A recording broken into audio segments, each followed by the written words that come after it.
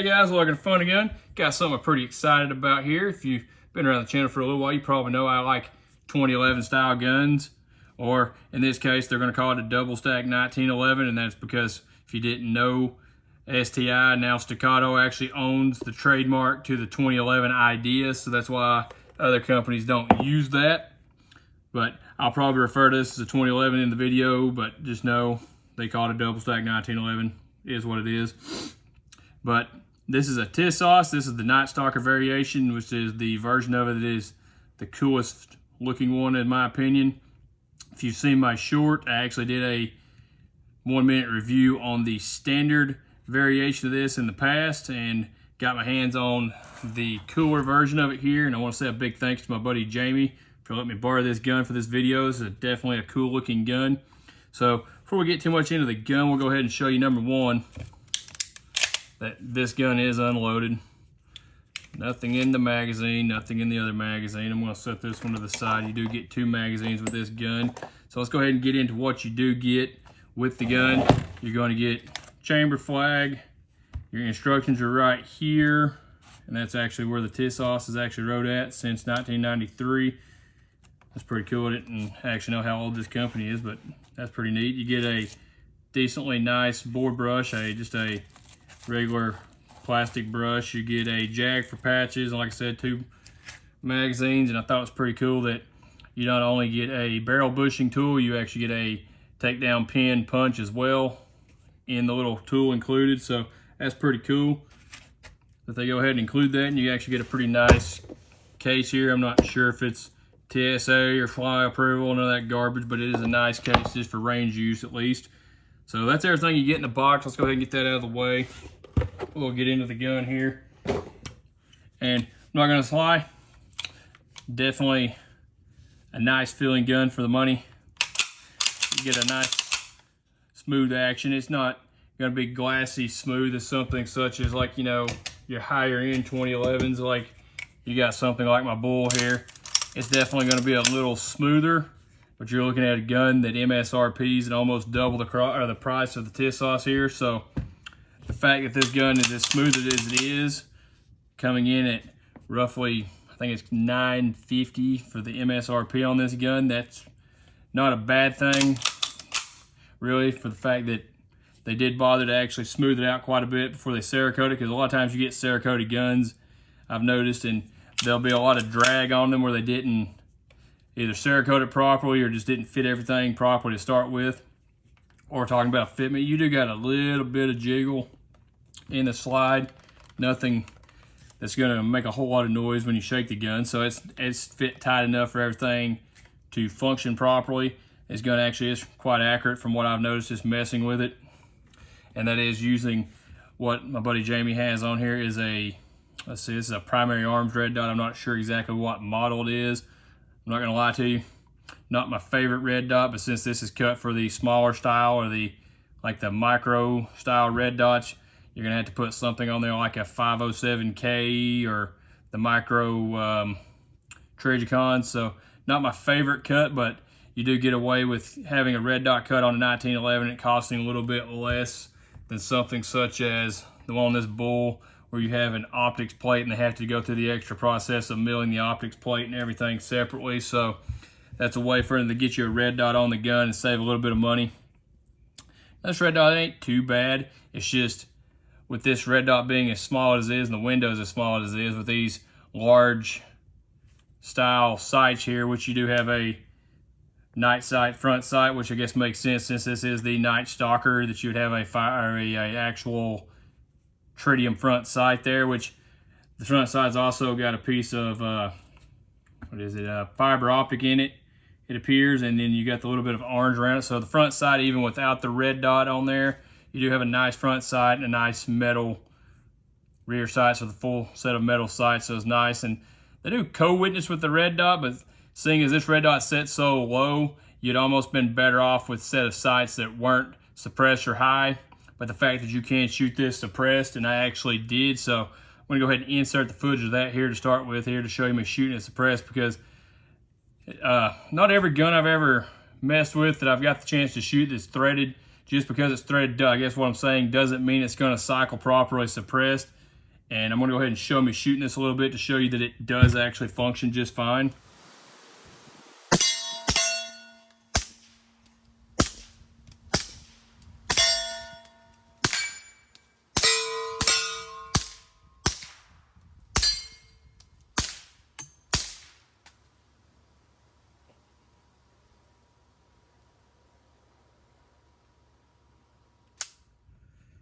Okay, and that part of the video right there, I was shooting this Remington suppressor ammo, their subsonic ammo. This is a, let's see, can't remember what grain weight this is, but it's a heavier grain, and it's made to function properly with being suppressed. It's 147 grain, and it's only moving at 945 feet per second. And this gun, as you can see, there's a suppressor hanging on the end of it, functioned just fine. And like I said in the earlier, is I have put that suppressor and that same ammo in other guns that are threaded from the factory and they not function. So if you're looking at this as a suppressor host, it does seem to run just fine suppressed and sounds pretty good at that. So I thought that was pretty cool. Let's see here. A few other ammos we tried here. As you see me shooting there in the intro, I was shooting the Federal here. I'll go ahead and insert some footage of me shooting it a little bit more, and we'll come back and then I'll show you the last ammo we've tried in it.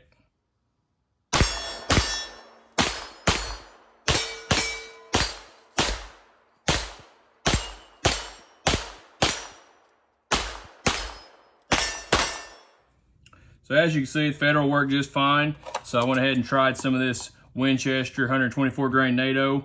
If you see my video of me shooting the Canic Tactical, this actually did not function in that gun worth a darn. So that kind of tells you that there is a chance this may not run in your gun. And the fact that this gun ran as smooth as it did with that ammo just tells you that gun's put together properly and everything on it's tuned to function properly.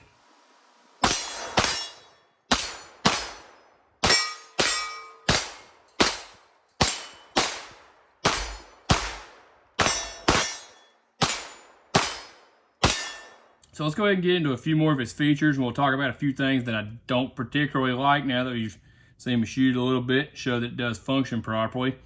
I guess we'll go ahead and start at the bottom of the gun here. You do get a nice metal mag well, reasonably sized, more of a tactical size. If you're looking to use this as a competition gun, this shouldn't be a problem fitting in the IDPA box. And the thought was pretty nice is with the factory magazines, the mag bases are actually cut, and then you have a corresponding cut on the actual mag well itself. So if you need to strip the magazine, you can't get a hold of them. So that's pretty cool. And it does appear that it's actually fit quite well to the gun. And that's another thing. If you're looking at, if you've seen my Tactical Canic video, I'm just comparing it to that because that's one of the recent guns I reviewed. Their factory mag well is, number one, it was a little bit smaller than this. And the way they blended it from the factory was kind of disappointing. You have like a pretty good lip right here, and for the fact that that gun actually costs more than this right here, and that is a polymer gun with a metal slide, and this is a full steel gun. You got quite a bit of weight right here. I believe it was in around 38 to 39 ounces, maybe a little less than that. Might have been, it's in the 30 ounces area, somewhere around in there. So it's a little bit heavy gun, but I mean, it's a 5-inch 1911, 2011 style gun. So a little bit of weight's not a bad thing in this kind of gun if you're looking to run it fast. As you see me there shooting it, it does stay on target quite well. I would say this would be a cool gun to be able to port because it does have the nice little windows in the top of it, but being threaded kind of defeats the purpose for porting it, because where this really shines to me, it makes a really cool suppressor host. I really dig the gray on it, and the black accents is kind of a cool looking gun all around. But some of the features here, you got your threaded barrel, like I mentioned, you got the mag well. Let's work it on up to a few things that you're getting into the areas I didn't particularly like. And this is something that my buddy that had the other Tisas that you see in my 1-minute review kind of mentioned, is the fact that they don't really spend a lot of time. Like you got edge on your beaver or your actual grip safety right there, and then an edge on the actual grip itself, which this being on the, no, that's actually not on the grip, that's on the frame. So this being part of the metal of the gun, excuse me, you're not going to easily be able to just knock that down. You could knock it down with a file, but you're going to have a nice silver spot right there. But after shooting this quite a bit, or just gripping it really tight, you can feel these two spots a little bit. Now, is that just a huge deal? No, but I would have liked to have seen that edge gone and a little bit of that edge gone, which, as you can see here on my bull, that edge is still there, but it's not quite as pronounced. It's a little bit more radiused, and when you grip this gun, you don't even feel that at all, and that's also how they done this part right here on the back side of the frame. It's rounded off. So I would have rather seen that style care taken to the actual frame right here versus leaving that edge. And what we're talking about, sharp edges, I'm not left-handed, so I can't really say that this be an issue, but if you look at the back side of the safety right here, this side is just the regular old edge. There's no bevel to it. Now, holding it left-handed, I can't feel that, but I didn't shoot it left-handed, so there's a possibility that could rub on your hand. So would have liked to have seen that rounded off the same as they did on the opposite side of the gun here, because that is a proper way of doing it. That comes all the way to the end and it's rounded off, and as you can see there, they kind of just, it's almost like the ambi safety was a little bit of an afterthought, and that is similar to the way it is done on the bull here, but the bull actually tapers down towards the frame a little bit, so it still has a little bit of an edge, but it's not quite as pronounced as the one on this. But like I said, that gun cost almost twice as much as this Night Stalker, so I'm not really hating on the Night Stalker. It definitely, for what it is and the price point it comes in, it is a nice gun. That was just something I would have liked to have seen them take care of a little bit better, is round some of this stuff off. One more thing is I would have liked to have seen a hole went ahead and drilled into the magazine release. I know that that's not something that's just a big deal, but most of the other 2011s I've messed with, like this bull, I'm going to keep referencing the bull, like I said, more expensive gun, but it does have the option to put the bigger buttons on there, and the button being a little bit small on this, and my hand size not allowing me to get anywhere near that magazine release, I do use my left thumb to come down and hit that button, and that's why I run the larger buttons on all my guns that I have the option to, because I don't have to look for that button quite as much when I'm coming down to make a reload. So would have liked to have seen that threaded. I will say what they did do right, it does have a nice large lever to drop the slide. So if you're going to drop the slide, you got plenty to get a hold of there. Now, that could be a problem for some people. I guess if you got a large hand, you got a big meaty finger, it could land on top of that, because you do have a paddle that's almost the same width, just a little bit smaller than the actual magazine paddle, but you do have a nice paddle on the release for that.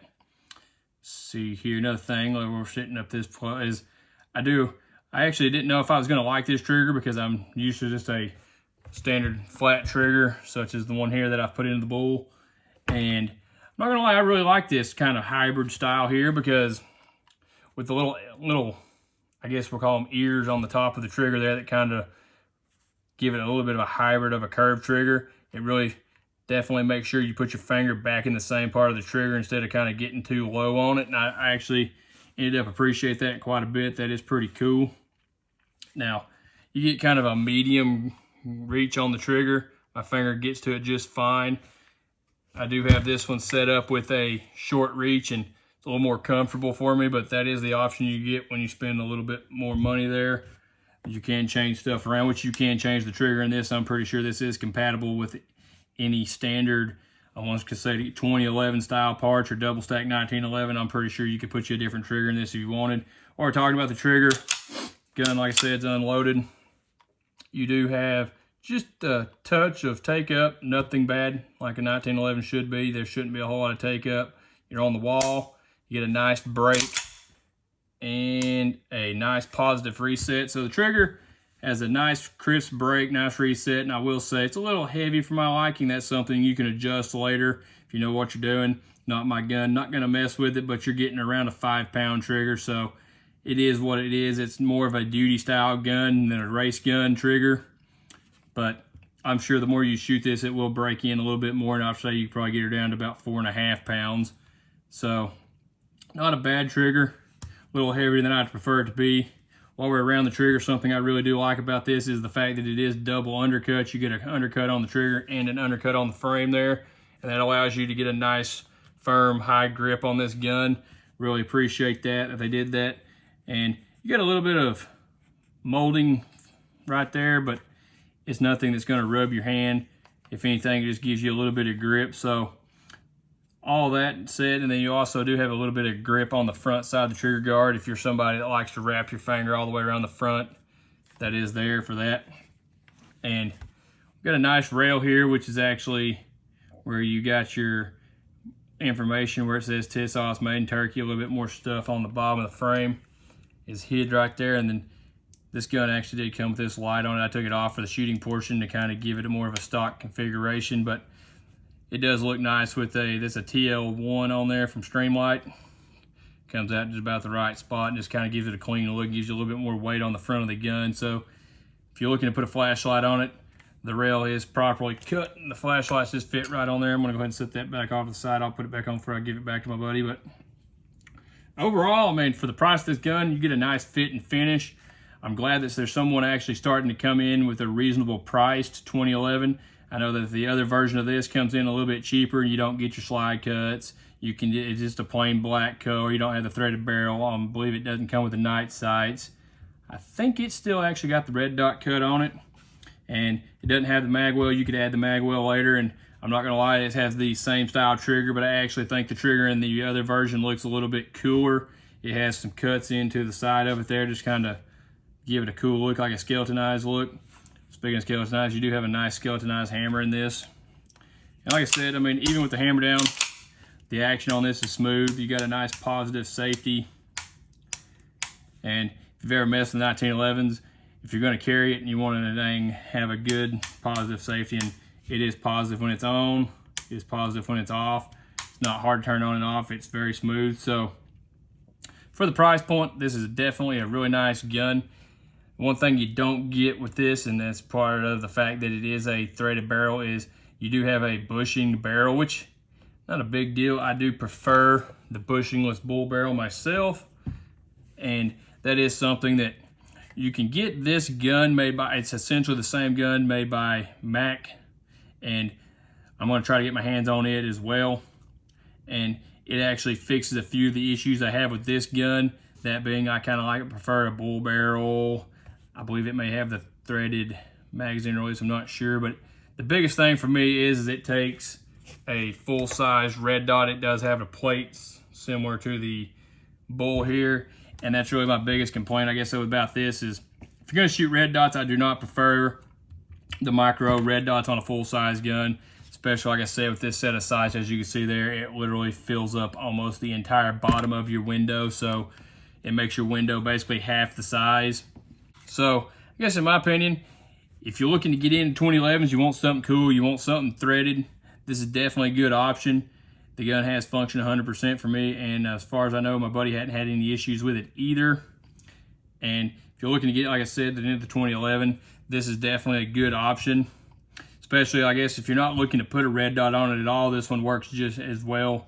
You do have nice sights. These sights actually did look through. You can see over the suppressor with these sights, so that's pretty cool as well.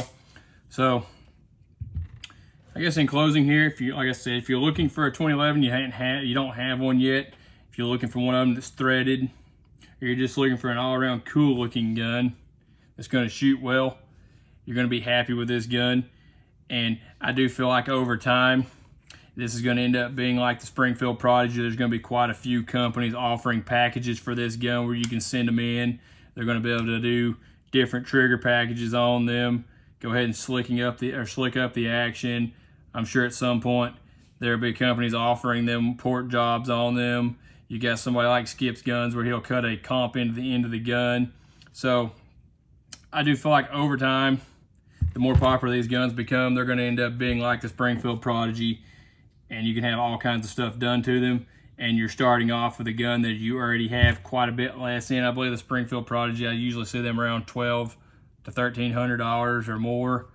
So you're already starting off with less in this, and if you can send it off to somebody and have it slicked up and the trigger and everything done up the same way, I don't see why this wouldn't shoot just as good, in my opinion. So that's something that you could look at if you're looking for a gun to do a project with and you want to upgrade all the internals and just slicking it up and make you an awesome kind of a budget starter 2011 with over time. This would be a good gun for that as well. So that's really all I had for you today. Okay, if you made it this far, I just want to say thanks for watching. Don't forget to like, comment, and share. If you're looking for more Fun and Gun right now, you can click one of the 2 recommended videos there. If you're looking for more Fun and Gun later, you can go ahead and click that there subscribe button. I sure would appreciate it. And if you're finding me from Facebook, go ahead and click that open app button at the top to make all that a lot easier, and I'll see you next time.